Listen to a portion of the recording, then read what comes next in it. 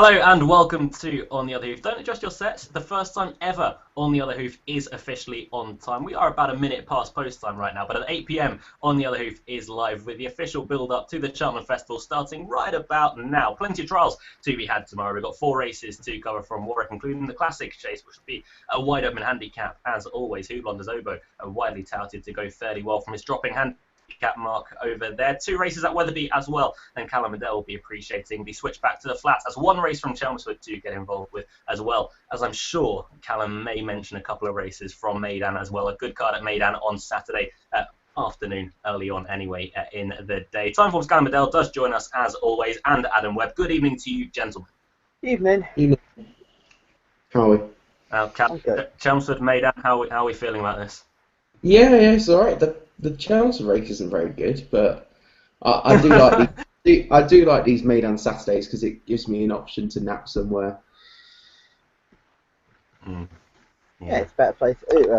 Whatever floats your boat really on a Saturday. How did we get on last week, naps wise? Callum, well done, mountainous. Callum Adele. Didn't even back it. What? Yeah, Didn't even back. Yeah, I had a hiatus and I didn't have a bet. Oh. And you also said that you'd consider savouring Yarlarenki as well. Oh. Yeah, I did as well. Yeah. It was a good Saturday for you. Oh well. Yeah. Well, my nap, I either said it would win or bomb out, and it bombed out, and Quincy the picked on. I've forgotten what Luke's was, so. That Chris Gordon thing in the last at Kempton. Tower Bridge. That didn't go well. That was beaten from the start. Something that probably annoys both of you in me saying that the road to Cheltenham starts officially tomorrow. Are we cool with that? That's fine.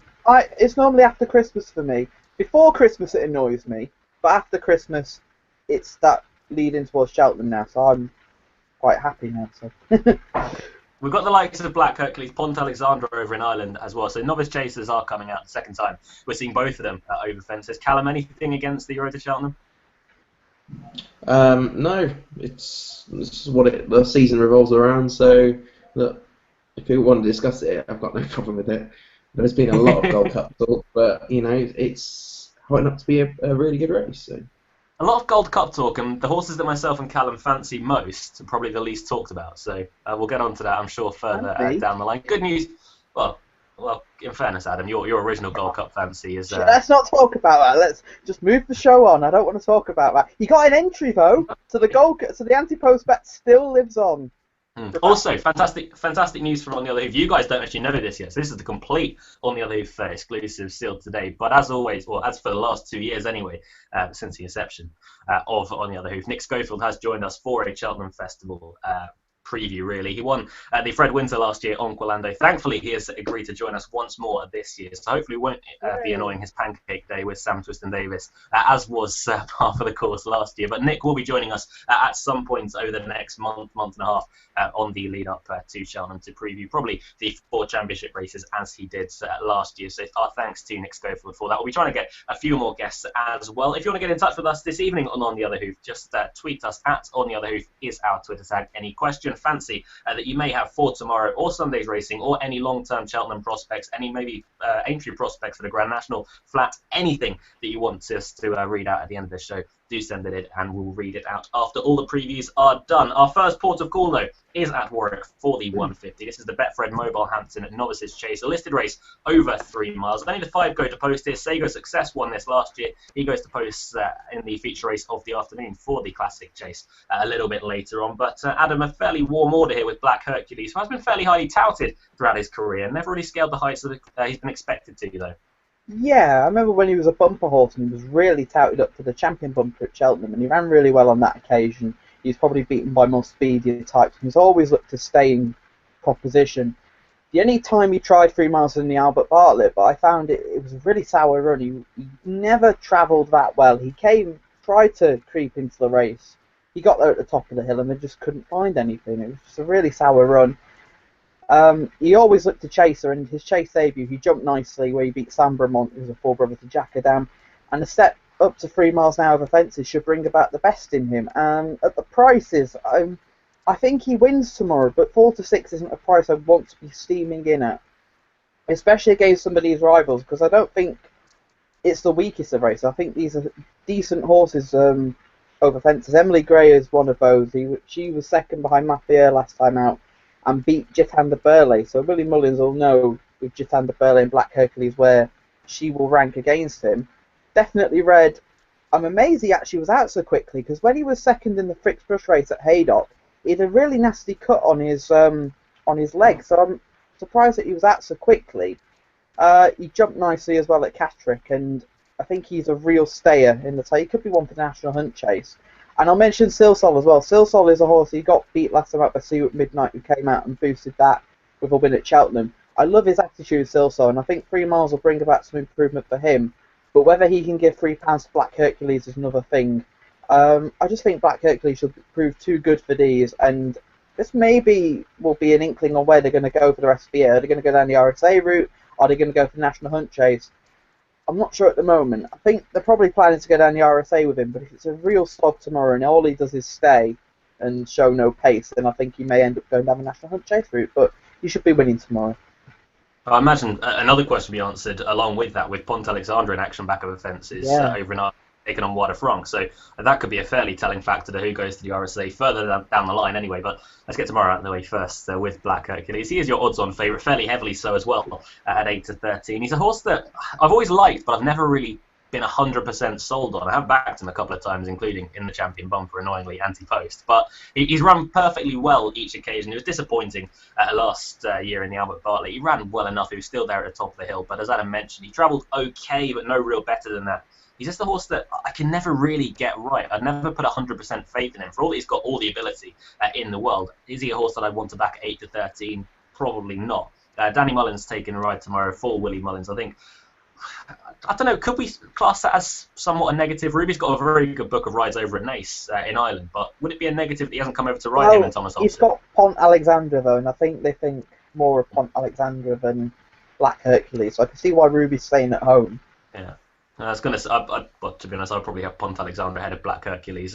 If there was a bet in the race, I'd probably sided definitely Red each way. He's not a massive each way price at all. The price I'm looking at the moment is 6 to 1. I'm not sure what best price is, but if you were looking to have a bet in the race, it would be him each way. It's an intriguing little contest, but not really one that I'd be diving into heavily betting wise. Callum, yourself? Yeah, to be honest, when I looked at the race originally before the prices, I'm a bit surprised to see Black Hercules so short. I didn't quite expect him to be 4 to 6. For all I thought he would be clear favourite. Like he's got a lot of potential. He's obviously been a horse that was a point winner. He was very decent in bumpers, and you know he was a good hurdler as well. I think he'll come into his own over fences, and he's with an all-conquering yard, so it's very obvious. He's a very obvious candidate, but I'll be definitely looking elsewhere at the prices. I've always liked Definitely Red. I think he'll make a lovely chaser, staying chaser in particular. I think tomorrow's conditions will be perfect for him. It is a fairly quick turnaround from a debut that wasn't the most impressive, and it wasn't the best of opposition he beat, but you know he still did it. I do kind of like the fact that he is out quite quickly. Maybe they want to strike while the iron's hot. I don't know, but you know they could have waited a bit longer with him. They've decided to come here, and I think he's worth chancing.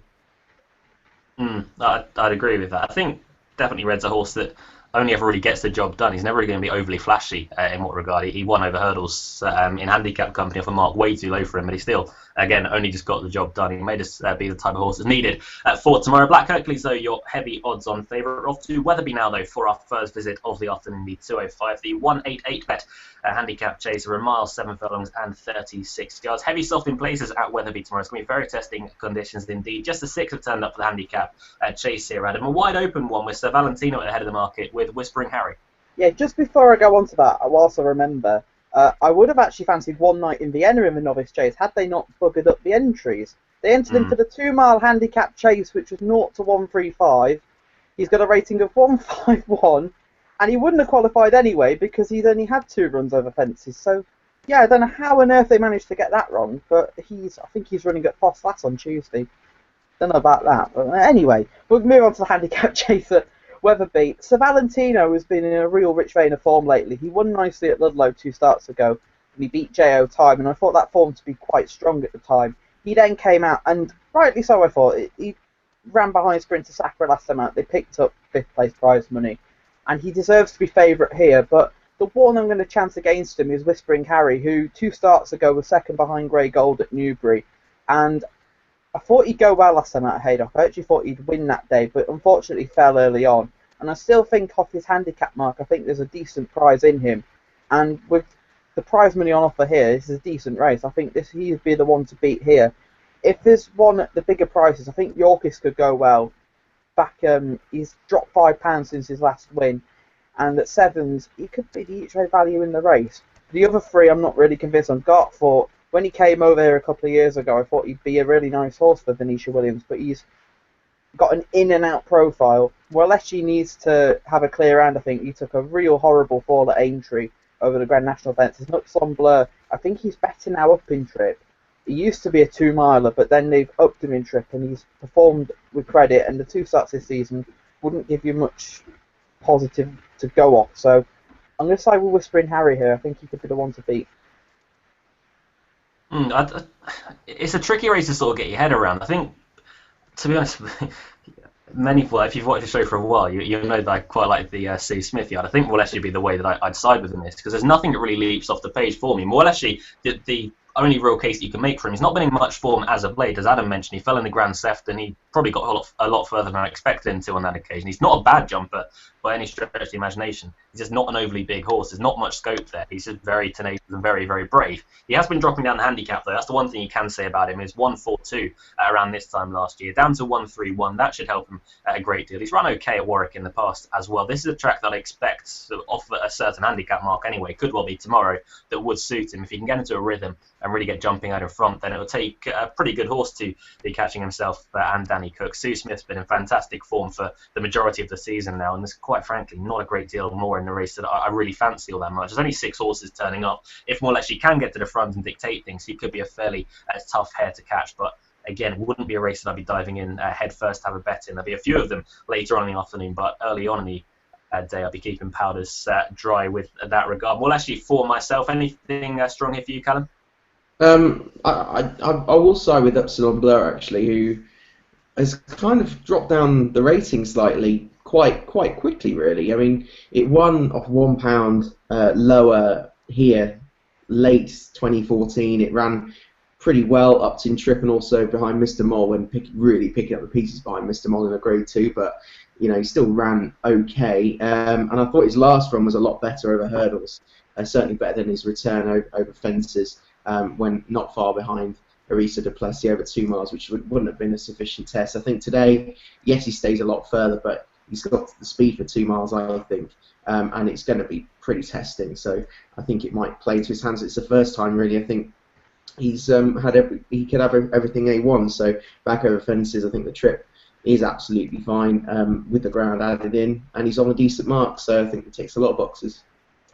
I did have a look at Upsilon Blur for the regard that, as Callum mentioned, he's dropping down in the handicap, but it's a wide open race and plenty of them could come back to a bit of form. Off to Warwick, though, for the second time in the afternoon for the 2:25. That is the Potemps Network Handicap Hurdler qualifier for the final at the Cheltenham Festival in March. Over 3 miles and 2 furlongs. Join the Clan took this 12 months ago. Not a huge field for these sort of races, Adam. We do usually associate them with plenty of runners, only the 10 turning up, but it's still a fairly competitive and a fairly tricky affair. It's a competitive race, but I don't see any of these really going on to Festival Glory in the Thames final itself. This is one for a real stayer, and you're going to need to stay every yard of a trip on the ground tomorrow. Isaacstown Lad is your favourite, and he's been in another horse that's been in really good form of late. He should be going for a 6-timer, I'd say. I think he'd have beaten Pinot the Ray. I know it was a long way out at Carlisle, but with the way he's been progressing, I wouldn't have been surprised to see him win that race. He deserves to be favourite here, but he's had a fair old rise in the weights now, and I'm just beginning to think whether he can win off 134 tomorrow. If he can, then fair play, but I just think at the price, I think he's short enough, although he deserves to be favourite. The one I'm going to take a chance with, Flinton. He disappointed on his Chase debut. He wasn't right on that occasion, and he ran okay at Cheltenham. It wasn't the best of runs, but there was some hope there. This is the type of track I think would suit him, and the trip is going to play to his strengths as well. So if if he doesn't come back to form tomorrow, I think it could be either just a season to write off for him, and he'd be one that probably come back next season. So you're hoping he can run well tomorrow. The other one you'd consider is Rolling Maul, who really hasn't shown an aptitude for jumping fences, and going back over hurdles will really help him here. And he's only £5 higher than when he last won over hurdles. So Flinton would be the tentative selection in this. It's not really the strongest of qualifiers. No, it's a wide open affair. I think there's a 3-1 favourite with Isaacstown Lad, but I don't really think anything in the market for this race should be that short. Isaacstown Lad's been showing plenty as of late. Has notched up 4 wins in his last 5 starts. The only one that he didn't win was when he fell 2 outings ago. But whether I'd back him at 3-1, still improving up to Grace for Nicky Richards and Brian Harding, I'd still be taking him on personally. And the one that I side with is one Adam mentioned right at the end there was Rolling Maul, who he's been chasing this season. He's had 3 runs over fences, and quite frankly, he'd rather be doing anything else bar going chasing. He doesn't jump well at all. He's absolutely hated almost every second of it. He almost refused at the first or second fence at Exeter on his second chase start. Back over hurdles should show him in a much better light. He is a very tricky customer. We've come to know this about Rolling Maul. He can be very recalcitrant half the way round, but he does stay on. He does stay all day. Sean Bowen gets on very well with him also. He's been a more rejuvenated character since last season when they put the blinkers on. He's been improving steadily. He's off 1.37. He was third in a handicap hurdle at Cheltenham behind Ackerlin at the back end of last season, off the same mark. And to be honest, it's not that tricky a race, but he shouldn't be a 10-1 shot. I agree with what Adam said about Flintham. You're going to need a horse that stays absolutely all day. He is that. He's probably, I think his family, Adam, I think it's fair to say, flatters him a little bit with Carruthers and Coneygree. I remember Dan Barber, of one of Callum's Timeform colleagues, said that Flintham is the run to the litter in that regard. He's not big, he's not flashy. He jumps okay over hurdles, but he's not a chaser. He was, I think the story goes, he was a premature born, and sadly they lost the mother, Plaidmaid, when he was born, which is why I think he is the runt of the litter. He isn't the biggest, and it's a testament to him now, because even though he is as small as he is, he's still tenacious and tough as well. I mean, when he went on his winning spree last season before he went to Aintree, he showed all the signs of Carruthers and Coneygree, a resolute galloper who gallops all day and jumps really well. So I'm hoping he can show some form again tomorrow, because I do like him. It's just that he's not shown anything this season yet, apart from at Cheltenham. No. Flintham for Adam. Then for myself, it is Rolling Maul, both at each way prices. Callum, for yourself? I'm going for the win prices. I think it's Isaacstown Lads is going to win again, to be honest. I've been so impressed with it when I've watched it a couple of times, and the way it travels, it has travelled in its races, albeit it's probably just been beating up horses. It just isn't anywhere near as good as him. He's considering he started for the Nicky Richards yard off a mark of about 95, 93. Obviously off 134 tomorrow, but the manner he won at Haydock last time when conceding first run to a pretty decent horse at Brian Ellison's and still absolutely destroyed him at the end, I thought was seriously impressive. He's gone up £9, but I don't think it's going to stop him. I think, the slightly longer trip as well, that he's already proven he stays, and the ground is just absolutely perfect for him. And I think he's by far and away the one to beat, and I think I would actually have him shorter. I genuinely would. I think he's really, I think he's got a huge chance in this. It's obviously an obvious chance, but I think he's by far and away the one to beat. Fair enough. Quite bullish from yourself then. Yeah, I've been really taken by it. I remember watching it last time in particular, thinking, goodness me, this horse still looks way clear of the handicapper. Way clear. Could he go on for the final in March? No, because I think he's more of a horse that needs bottomless ground, and so maybe something as the winter goes on before all the real horses come out. I don't know. Fair enough. Right, second visit and final visit to Wetherby. I saw that dig at the National Hunt Racing, Callum, and it's not gone unnoticed. I'm looking forward to the top class 3-year-olds training on next year. Oh wait, Wetherby for the second and final time for the afternoon. The 240. The Asian handicaps at 188bet.co.uk handicap hurdle. A fantastic name, one that will live long in the memories. Over 2 miles, 3 furlongs, and 154 yards. 11 runners at this time, one more than our last race at Warwick. Another hurdle here, Adam, and a horse that, well, we spoke about quite a bit in Maxi T, who was with John Joe O'Neill up until his last run when it was first outing for the Mickey Hammond yard, and he absolutely bolted up Yeah, he did. I've just seen that race name. The mind boggles. I don't know where they get these race names from at times. He did bolt up last time out. I remember when he ran in a juvenile hurdle this time last year, and he was third or fourth behind Top Notch. And I thought there and then, there's a horse that when he goes handicapping, it'd be very interesting. And it's been painful following him, and then he finally won last time out at Kelso. I actually think this is a really good race because you've got horses in here that are in really good form. He isn't the one I've got in mind to win, even though Finian O'Toole claimed 7. The one that I do like is Master Jake, who won really nicely at Lingfield on his last start, and I still think he's handicapped to win a decent race like this. Dan Skelton, he has had a quieter time of things over the last couple of weeks, but the yard's coming back right now, and he's got a horse in the next at Warwick that I'll be giving a good talking up to, and I think that the yard will begin to come back to form, and he's one of those that will continue the progression. Bendor won last time out, and I was surprised he actually won last time out back in Trip, and he obviously has claims, and I guarantee Luke's going to give him a good talking up, so I'll leave him there. Others in the race, one for Harry. I'm surprised they're coming back to 2 miles. I think he wants further, although the ground may negate that. And of the rest, I remember Reval Destraval. Oh my God! Did you remember the day when I put him up as a nap at Haydock, and he drifted like a proverbial barge, and he wasn't fit. He pulled up, and he was just blowing. He was blowing a house down. He was basically like the big bad wolf blowing down the Three Little Pigs' house. It was not pretty viewing for me anyway. Stood at the rail. Yeah, and Swinnymore, oh my God, I remember Swinnymore. I've napped him on several occasions. It's not gone well. So a lovely race for some of my old cliff horses, and Master Jake is the one to beat here. Hopefully he doesn't become a cliff horse in time. Yeah, good luck.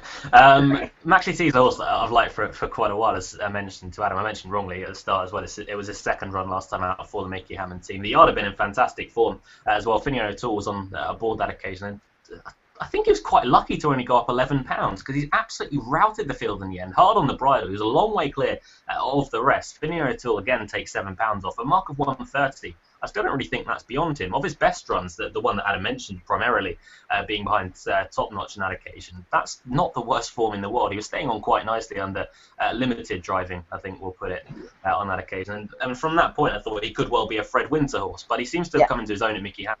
He won really, really well last time out. 7-2 may still be a big enough price about Maxi T, so I'd be taking him for win purposes. And if there's one each way, it would be another one that Adam mentioned is Swinnymore, who's finally got his ground for the first time in a couple of runs. He's only had 3 outings for the Kevin Frost yard. Last time it was a much hotter race than he'll contest tomorrow behind Baron Alco and Simply a Legend. I'd imagine Swinnymore on the ground, if he can return to his best, for a mark of 1-2-3, £20 below from what he started out handicapping life over hurdles. I'd imagine he'd be going okay. You wouldn't beat house on it each way at 25-1, but for a couple of quid each way for a bit of interest, Swinnymore may give you a bit of a run for your money. But for sure, my idea of the winner is Maxi T for Mickey Hammond and Finian O'Toole. It's been a formidable combination over the last couple of months or so. Callum, your selection here. Yeah, I'm going to agree with you, actually. I'm going to go for Maxi T. I don't really know where that last performance came. Maybe obviously it clearly needed its first run back and then just overturned the form in a huge manner with Elise de Janeiro last time. I know he's always been a proper horse as Maxi T. It's just getting out of him. I don't know if he's the most straightforward, but he's always had a lot of ability. Yeah, that's the thing, isn't it? Is it just?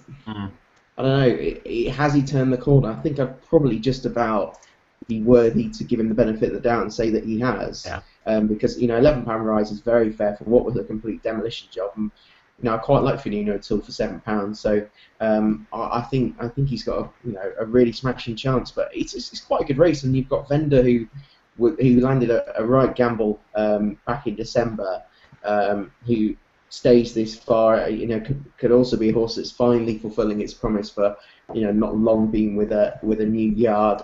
Master Jake, I thought, needed to improve on what he's done. He's obviously got clear potential. I think the longer trip will help him, but I don't think he beat anything at all at Hexham and Lingfield personally, and I think he's got to improve in this better company. But he could very much do so. I mean, he's won his last 4 starts technically, so. Yeah, he's obviously very interesting, but I'll chance Maxi T and just hope that he has actually turned the corner and he can fulfil promise that he's really promised for a long time.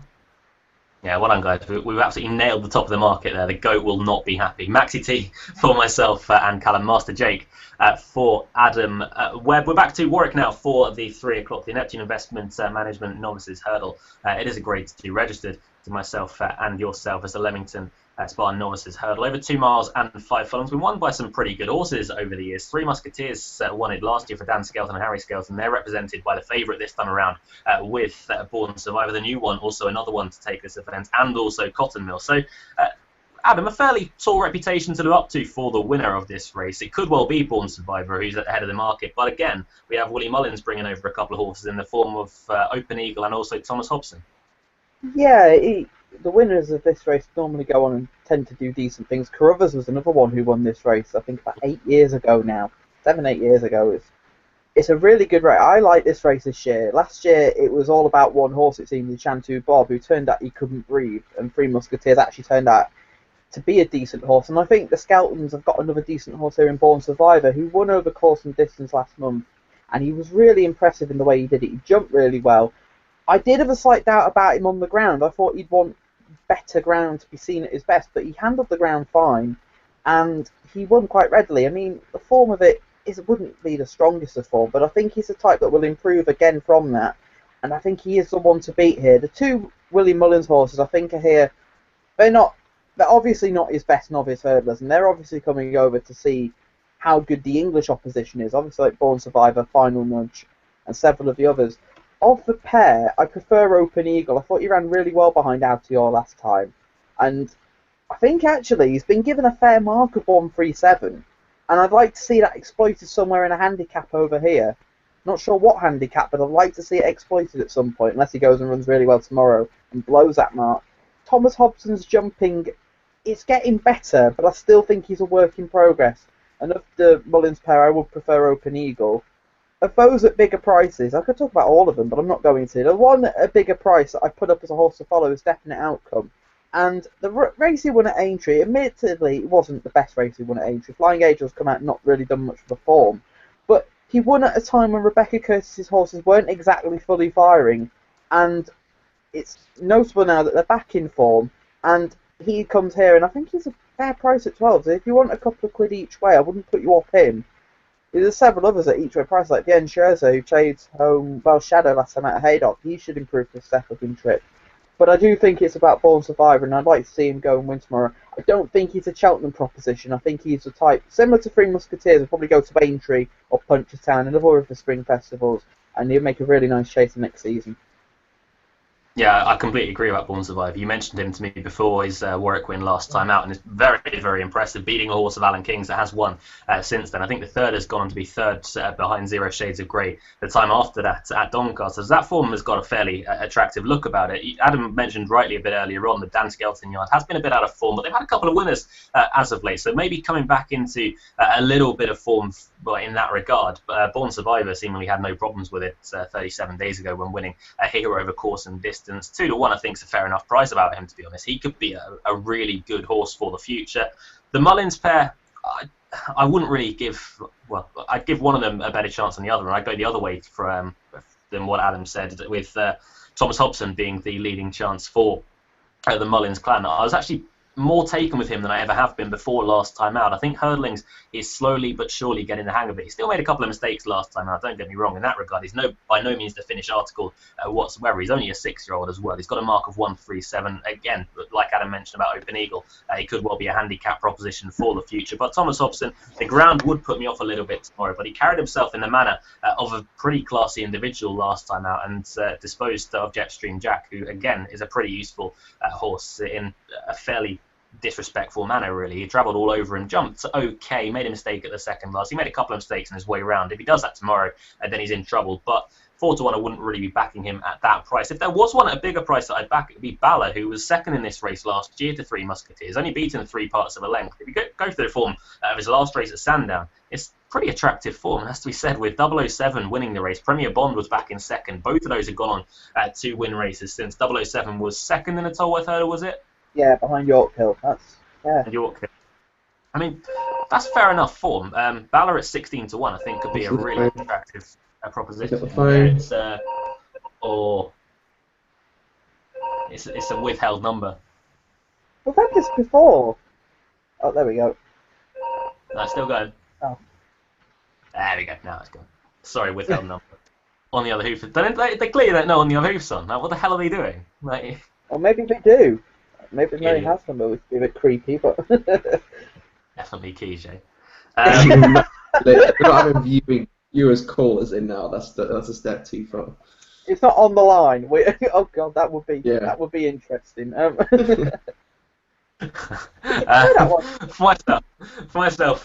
For myself, back on track, gentlemen. It will be back-to-back wins in the race for Dan Skelton, Harry Skelton, with Born Survivor at 2-1. But I think an each-way proposition is Bala for all the reasons mentioned or for the Ben Casey. He may even improve for his last outing behind 007 and Premier Bond.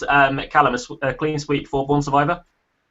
It is. I thought you were going to go for Thomas Hodgson, to be honest, because you mentioned the other day, didn't you, saying you were quite impressed by him. Who? Thomas Hodgson. Yeah, it's the ground I'm not overly in love with. He likes it. He likes absolutely bottomless on the flat, so I don't see why it's a problem. It's more the case of his jumping. If he makes a mistake on this sort of ground, whether he'll be able to pick up, because he's going to, if anything, if pass runs or anything, he's going to make one or two mistakes, probably even more than that. If he can keep picking up after them, then he'll be a serious horse. But I just have my worries. Yeah, fair enough. I was really, really taken by Born Survivor. Obviously cost a fortune out of an Irish point. Won at Warwick in the manner of a very smart horse. The form has obviously had a few boosts since the second bolted up since. Like you mentioned, Charisma was a close third off a mark in the 120s in a good handicap. It looks rock solid form. It's obviously getting £3 from Thomas Hodgson and Open Eagle. And they won the race last year with a very, very similar type of horse. So he'd won a point and won its first start over hurdles. I think he could be very, very smart. I'd be interested to see if they, if he did win well tomorrow, if they did go to Cheltenham, because I don't think the novices at the moment are the strongest of races. Certainly the longer distance races. And if he won well tomorrow, he'd be well worth his place. But if he is, get the cliches out, he's a backwards sort who needs a bit of time and needs defence, then Whoa. You missed that best one. You missed out the best one. Anything he does over hurdles is a positive. It's a bonus, yeah, that's it, yeah. Actually, the quote from Skelton was interesting, that he said he was a different horse, the Three Musketeers, and the Three Musketeers was a big baby and needed to learn, but he's Born Survivor is more grown up and tougher. So he said he wouldn't be afraid to take a stronger route with him. I've actually just read that. So I think that's quite interesting. I think he wins tomorrow and wins well, personally. Yeah, well, it's a clean sweep of Born Survivor, so obviously all three of us fairly bullish on his chances. Now, we've been trying to avoid it for the whole of this show, Adam, but we're going to have to go to Chelmsford for one. And that's the 320, the William Hill download the app handicap. A fantastic app it is as well. What a company William Hill is for the mile and 2 furlong handicap. How much are you being paid to say that? Zero. How much are you being paid to say that? Well, I don't know why you even do this, because I actually said at the start of the show that it wasn't a very good race. Oh, poor Luke. It's all about giving back to the sport, Callum. It's all about giving back to the sport. Okay? Yeah, sure. Sarcasm is giving back to the sport days. Great place. A mile and 2 furlongs is the trip for the William Hill download the app handicap. Only 7 going to post, as mentioned. Callum, as our resident flats expert fanboy, we're going to let you have a go here for our only visit to Chelmsford on the afternoon. How kind. I first looked at the race, thought Love You Whatever as favourite, I thought could be worth taking on. I mean, she's a horse that the last twice she's put career best, but both times she really had the run of the race, particularly at Wolves when she actually was readily beaten by a Godolphin horse, but then went and won next time here over a longer trip. I mean, the drop back in trip's fine, and she probably gets the run of the race again, which probably means that she'll win again. I don't know. This Our Channel, I mean, that's been in really bad form. I know it was second last time out, but it was still miles below what it's shown previously. the cheap pieces are back on, and it has looked a horse that's been tricky before. So I wouldn't be keen on him. I think Whispering Warrior might be the one I'll give it a chance to. He was quietly backed on his return after about a year and 3 months off 2 weeks ago. It's potentially the bounce factor, but it wasn't the worst of runs. And I think this is a considerably weaker race than what he contested here over course and distance just after the new year. So I chance him. Alfonso de Sousa maybe with the benefit of a recent run, but they haven't got a win out of him yet, albeit they've tried him at a fairly high level. And the others, I mean, serious prospect over a mile and a quarter. I thought I'd never seen this day. And the other two, I backed him in a July Cup. way out the handicapper. Was that? I backed Serious Prospect in a July Cup. Yeah, I don't know what they're doing. It'd be interesting. A new experiment. Yeah. Oh. But it's a crap race. I mean, two of them are miles out the handicapper. Yeah. Well, on his best, Serious Prospect is by far the best of these, but it's just the trip. Rest in peace, Robert Winston's up. Well, Alfonso de Sousa is right in his best, so. Yeah. Who are you starting with in the end? Whispering Warrior, I think, is worth a chance, but it's not. I think the favourite's rock solid from the front, but again, I wouldn't want to be taking her on because he's had the run of the race the last twice.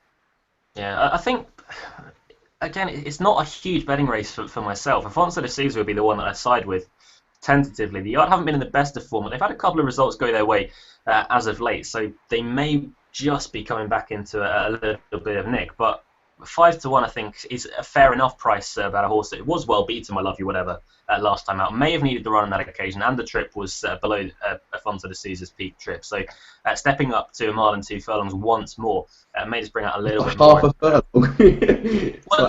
It's more the fact that it's a completely different track. With Lingfield a sharp track, Chelmsford is going to be a bit more. It was testing. Wolverhampton. Was it not Lingfield? No. I could swear I was linked for the time before that. My bad. I give up with this race. Then that was the only factor I found. Literally,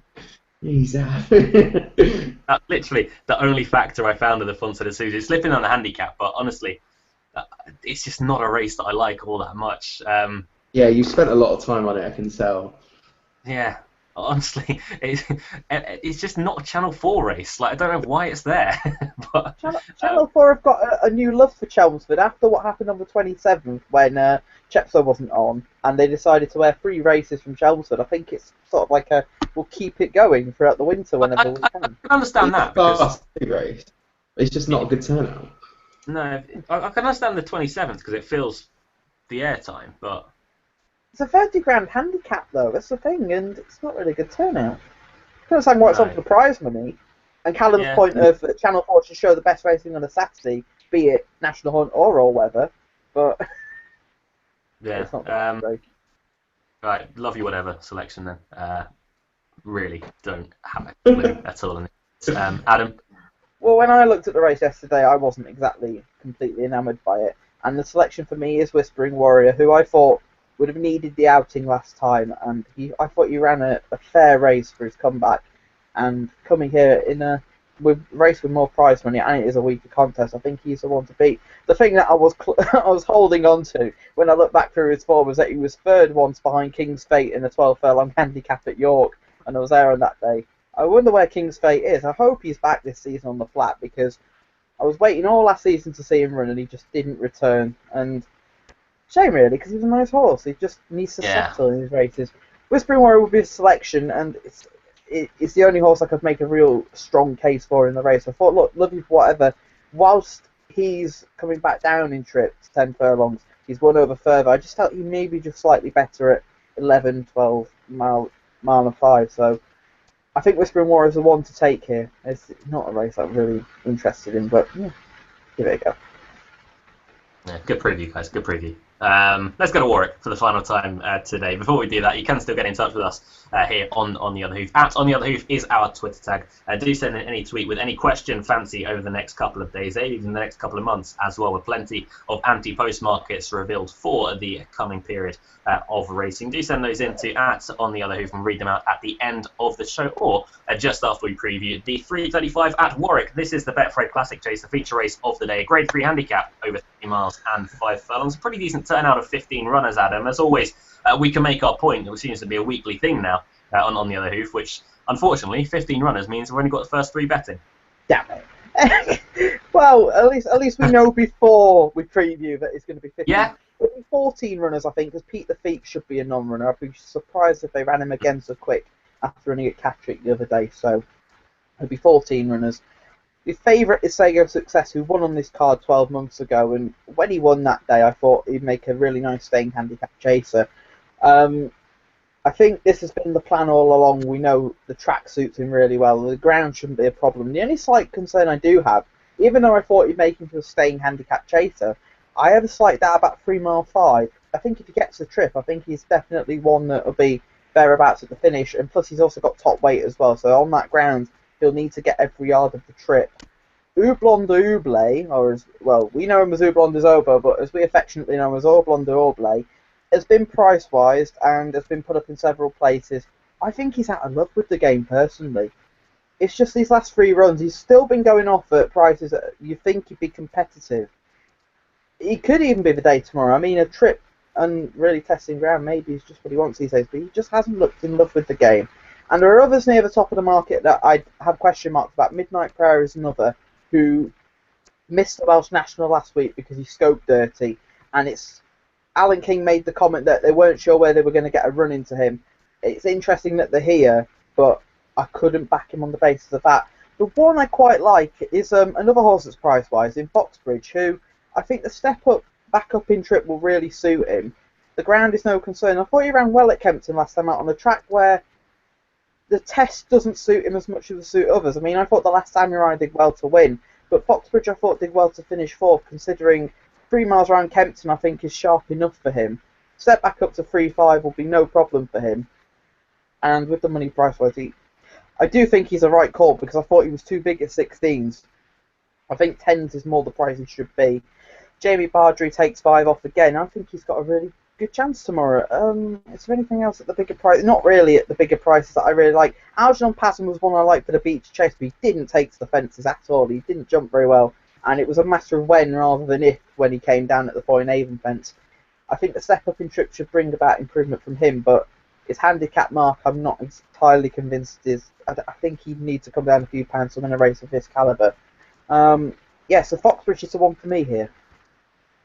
It's a race where you could have any number of fancies really. At the bigger price, I don't think there's that many that stick out for a potential each way value, but there's a couple that I do quite like the look of. First wing to mention, one of the selections for myself. I think Callum might be following in on that as well, or probably me following Callum would be the right way to put it around, with Vivaldi Collonge, who won last time out at Kelso, first win over fences as well. When I had a quick chat with Nick Schofield earlier on, who was on board at Kelso last time out, he said he thinks he's well able to defy the mark. The one concern that he does have is that he hasn't really had that much big field experience, which in this race it could be fairly rough. It would help him if a couple did come out in that regard. I personally, I wouldn't have that down as too much of a problem. The one thing that I did want to mention about Vivaldi Collonge is that we all know, and it's been well documented, how poor a form over the festive period, even before that and a little bit after that, the Paul Nicholls yard had been in. Vivaldi Collonge must have been one of the only horses to win over that period. It was right at the start of December. Many horses weren't really running up to scratch on that occasion. I think it was the same day as the Tingle Creek that Vibrato Valtat. Day after. After that, Vibrato Valtat so disappointed anyway. But a few of them just weren't running up to form. Vivaldi Collonge, albeit in a poor enough race, was able to win. He could still be well ahead of his mark, off a mark of 1:42. He's got plenty of weight to carry for still a fairly inexperienced and young horse. He's only just 7 years old. But 11 stone 8, I think he could well defy that. He's about 8-1 in the market. And the only other one that really stood out on paper is just below 11 stone, at 10 stone 13 for Rigadan de Beauchesne. He's gone up just £6 for winning the last fling last time out. That was at the back end of 2015. He seems to be coming back into a bit of decent form. He'd run a blinder at Cheltenham just before that. He still isn't that unfairly handicapped. He's an 11-year-old now, so he's getting on a little bit. But Robbie Dunn got on really well with him last time out. On soft ground, again, stepping up in trip ever so slightly. That should help him out even more because he was very strong at the line, beating Harry the Viking last time out. I think 10-1 could be a fair enough each way price about Rigard and Devotion, but for win purposes it would be Vivaldi Collonges. For myself, with Paul Nicholls teaming up with Sam Twiston Davis, he is near the head of the market, but I think he represents pretty good value in that. Callum, are you agreeing with that? Yeah, he won it 3 years ago, didn't he, Rigard and Devotion? Yeah, he did. Yeah. I do remember that well. I do really like trends. For the trends, female trainers have a really good record in this race in the last 3 years. Paul Nicholls won it last year. Yeah, but they've won it twice in the last 3 years, so that clearly means something. 66% strike rate. Yeah, recurring. Go on, Callum.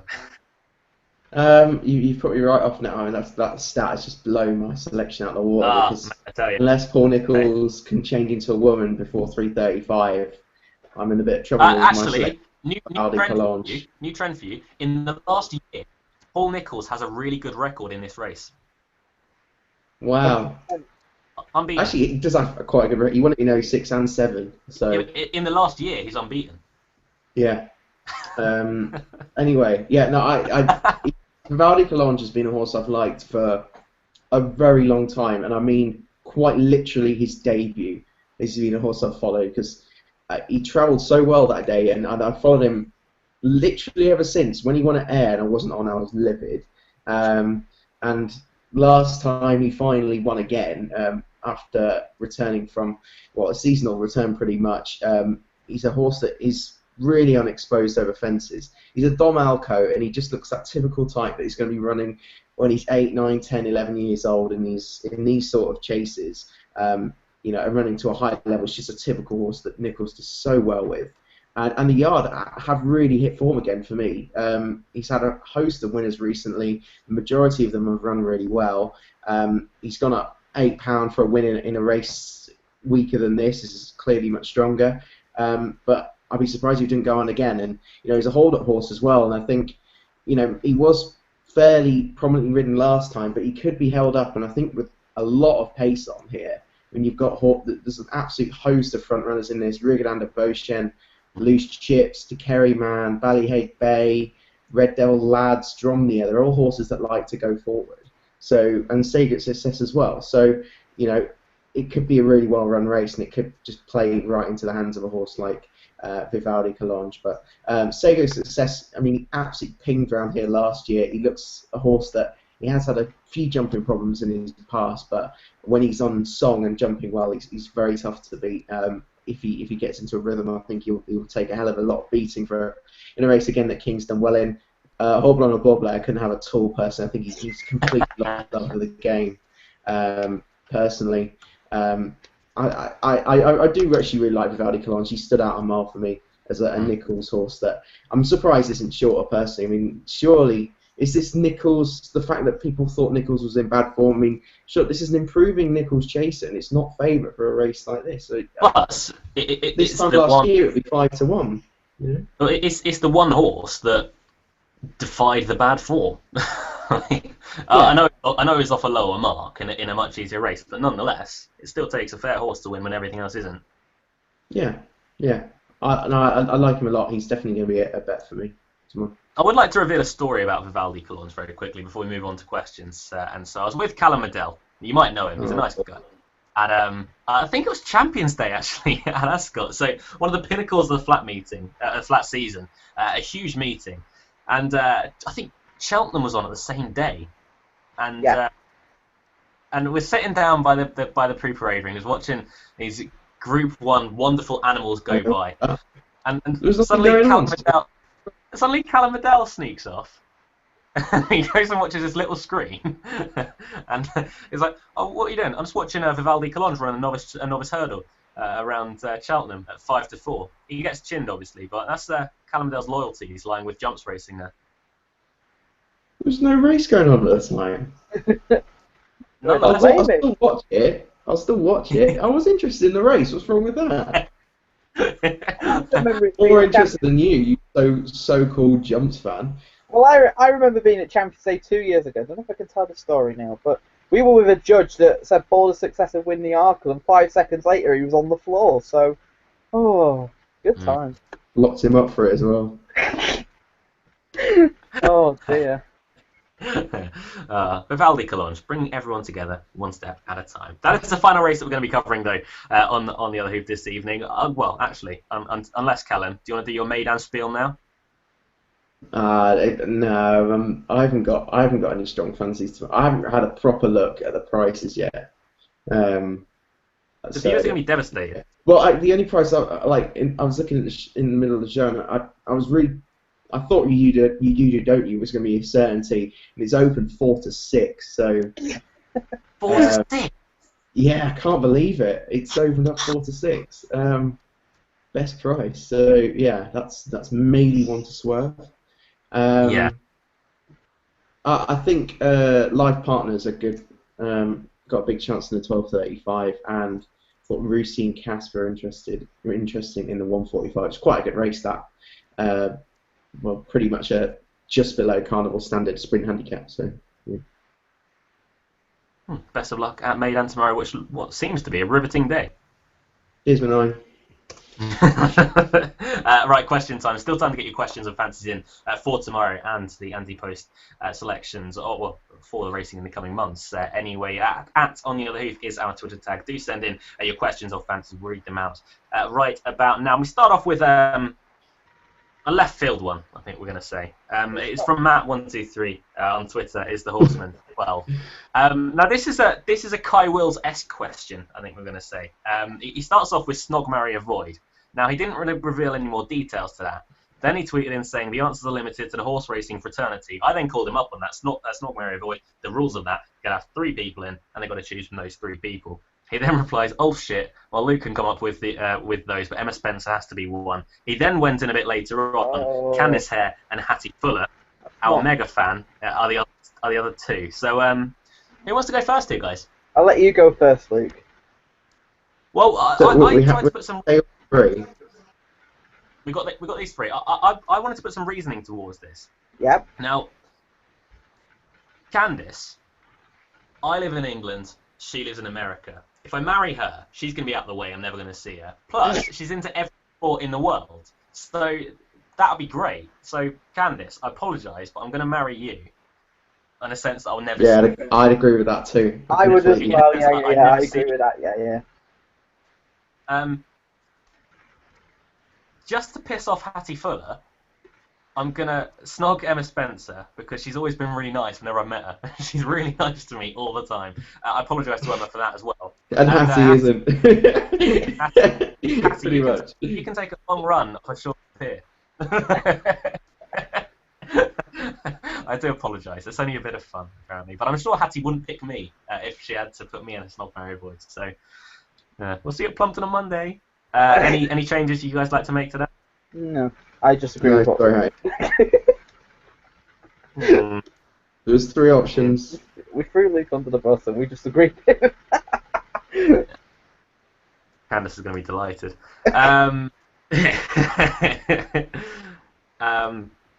Lee Armstrong has tweeted in, moaning. Always moaning. None of my 20... he goes for Hublon de Zobo in the Classic Chase first of all, but it says, none of my 20 to follow have run in 2016 so far. I've only had 15 days? Jesus Christ, Lee. Tomorrow's racing is very poor. It's not great, but it's not...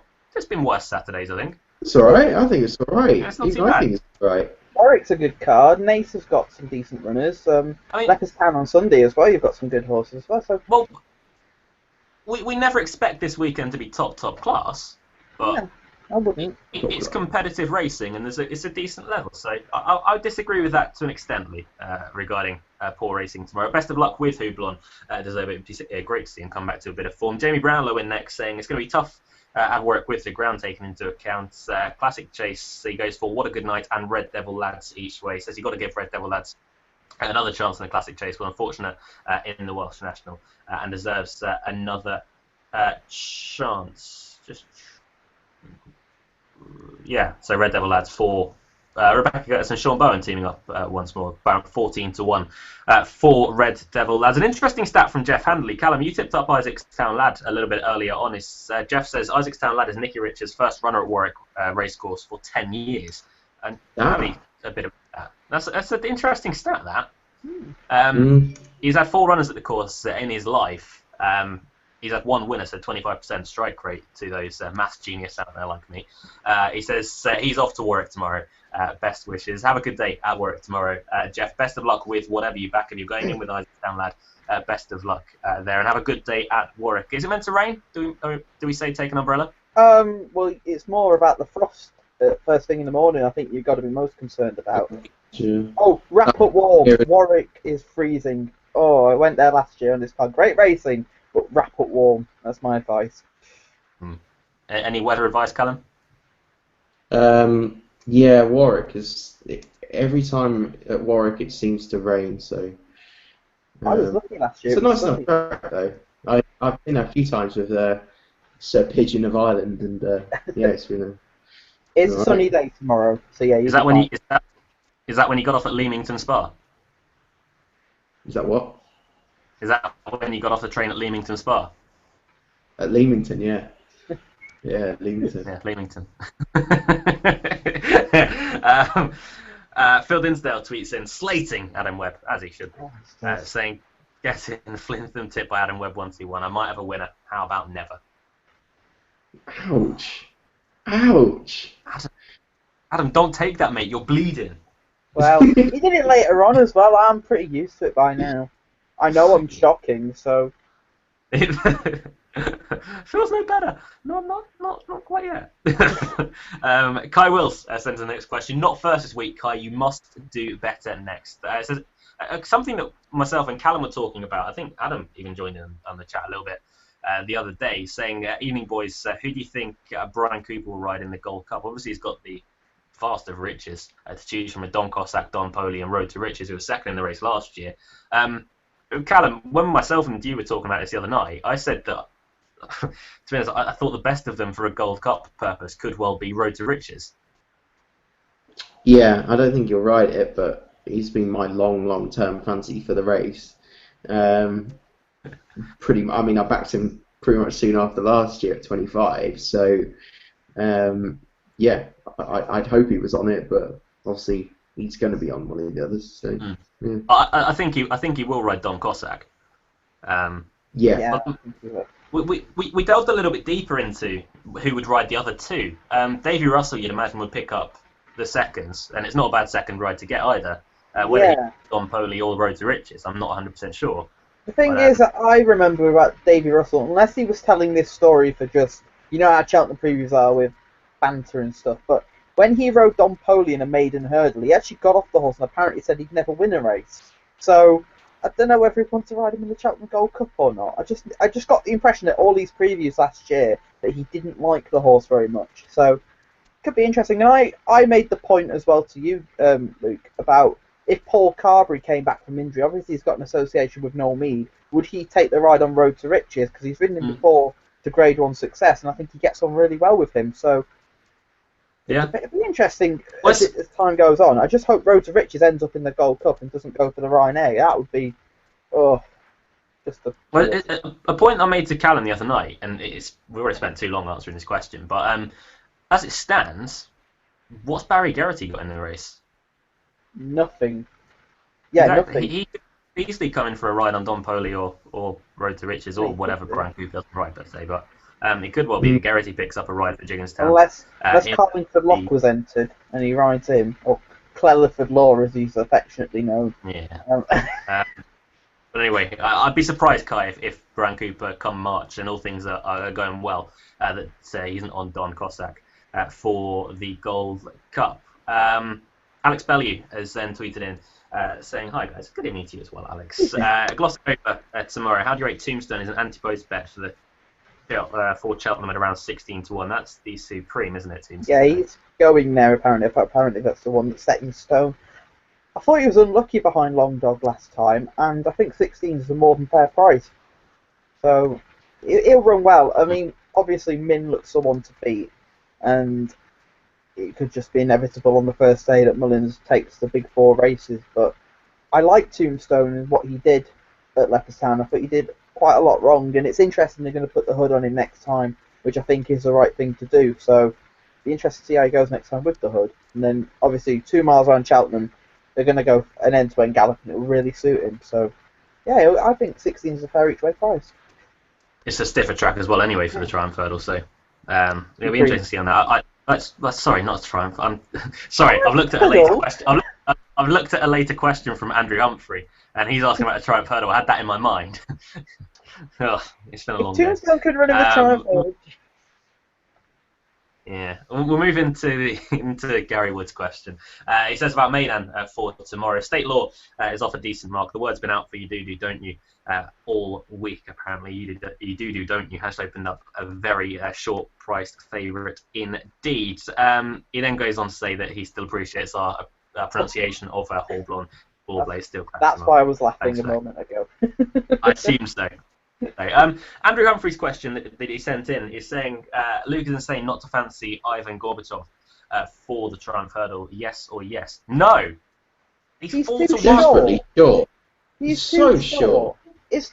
Look, this time 12 months ago we had Peace and Co, who was probably a similar price.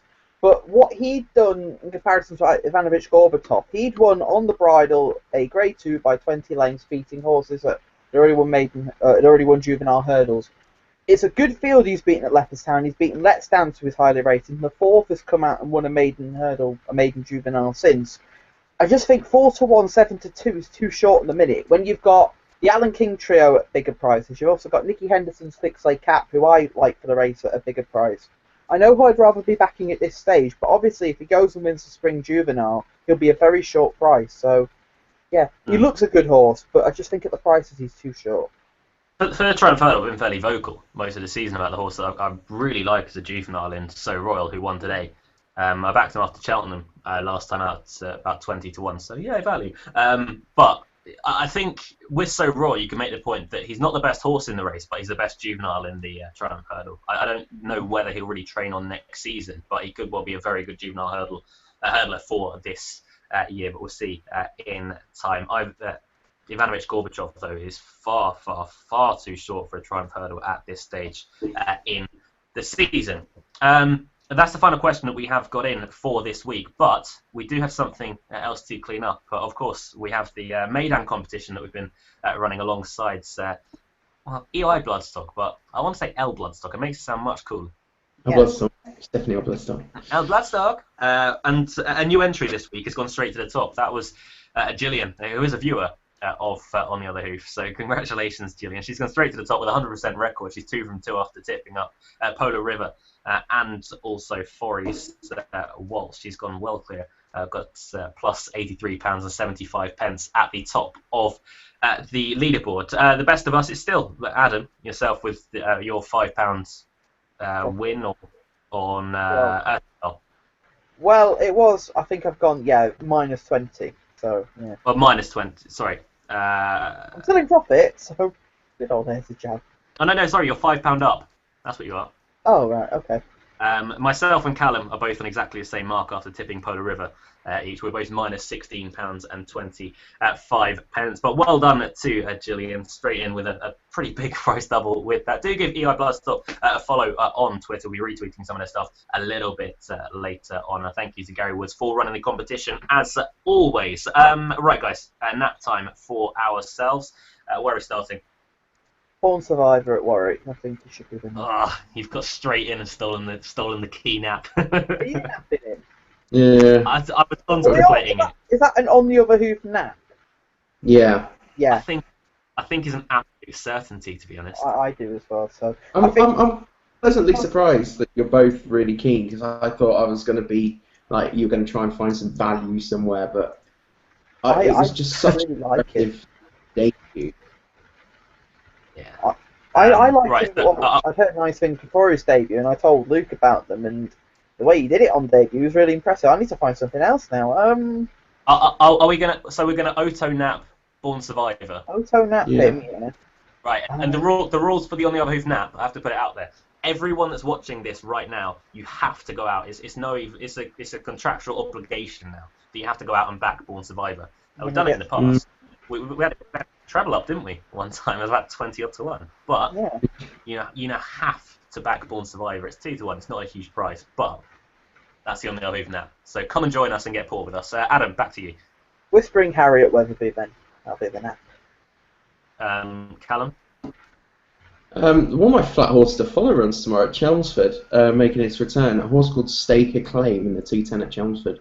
A horse that last year he only had one run at 5 furlongs, but it's an absolute speedball, and it will win a big handicap over 5. I've got absolutely no doubt. I'm a little bit worried about the draw tomorrow. He's drawn quite wide in 10, but if he's fit and ready, I think he could be borderline listed quality for me. It could be very well handicapped, so I can't let him go back tomorrow. So Stake Claim in the 210 at Chelmsford.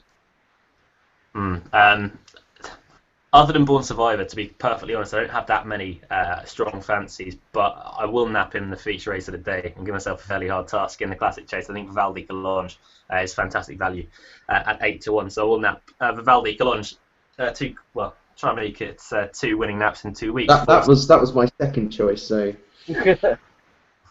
It's not. It's a tricky day tomorrow. I have to say that it's a tricky day. But Vivaldi Collonge for myself, Stake a Claim at Chelmsford for Callum Medell, and for Adam Webb, he has gone for Whispering Harry.